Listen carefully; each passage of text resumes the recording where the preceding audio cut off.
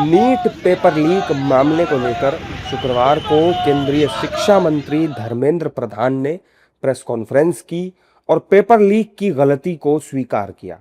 इसके साथ ही उन्होंने अगले साल से नीट परीक्षा में बदलाव करने की बात भी कही और पेपर लीक माफियाओं के खिलाफ कड़ी कार्रवाई करने की बात भी कही। नीट यूजी की परीक्षा 3 मई को आयोजित की गई थी। पेपर लीक होने के बाद इसे रद्द कर दिया गया। अब यह परीक्षा दोबारा आयोजित करवाई जा रही है।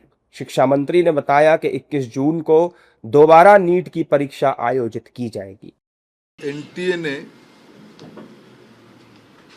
नीट यूजी का नई परीक्षा की तिथि घोषणा किया है। 21 जून को री एग्जामिनेशन की डेट घोषणा की है, जो इस बार की क्वेश्चन सेट्स में था।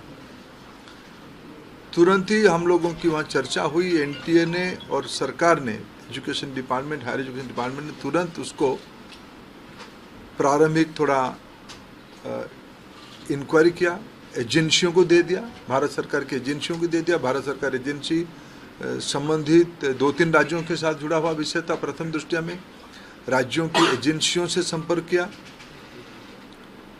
और 12 तारीख तक, यानी 8 को सुबह प्रक्रिया एक प्रकार से 7 रात को शुरू हुई, 8 को ही शुरू हुई। 8, 9, 10, 11 3-4 दिन में जब हमको स्पष्टता हुई, हम कंफर्म हुए हैं कि इस बार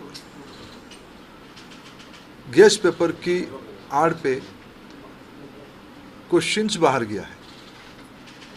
हम 12 तारीख को केंद्रीय शिक्षा मंत्री धर्मेंद्र प्रधान ने नीट की परीक्षा में बदलाव की बात भी कही है। इसके तहत छात्रों को नीट यूजी की दोबारा परीक्षा के लिए अपनी सुविधानुसार शहर चुनने का मौका दिया जाएगा।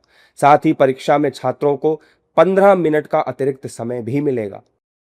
अगले साल से परीक्षा, इसकी जो मूल जड़ है OMR, अगले साल से नीट की परीक्षा कंप्यूटर बेस्ड टेस्ट से होगी।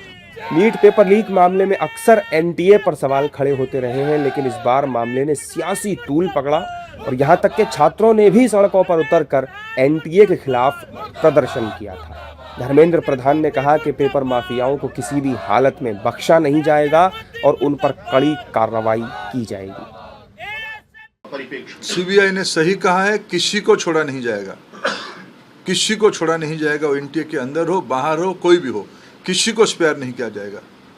हमारी अप्रोच वही रहेगा, हम zero tolerance to malpractices. ये एक लंबी लड़ाई है परीक्षा माफियाओं के साथ जो एंटी सोशल एलिमेंट अभी मित्रों टेक्नोलॉजी के समय में एक नई चुनौती बढ़ रहा है। 21 जून को होने वाली दोबारा नीट की परीक्षा में छात्रों को अपनी सुविधानुसार शहर चुनने के लिए 1 हफ्ते का समय मिलेगा, जिसके लिए प्रवेश पत्र 14 जून तक जारी किए जाएंगे। यह परीक्षा पहले 3 मई को आयोजित की गई थी, लेकिन पेपर लीक होने की वजह से इसे रद्द कर दिया गया था। नीट यूजी की दोबारा परीक्षा के लिए छात्रों से कोई फीस नहीं ली जाएगी। जाहिर है कि परीक्षा रद्द किए जाने वाले दिन ही एनटीए ने फीस लौटाने का ऐलान कर दिया था। नीट पेपर लीक मामले में सीबीआई ने अभी तक कई गिरफ्तारियां की हैं और लगातार जांच में जुटी भी है। नीट का पेपर महाराष्ट्र में प्रिंट हुआ और हरियाणा, राजस्थान होकर कई राज्यों के छात्रों तक पहुंचाया गया था।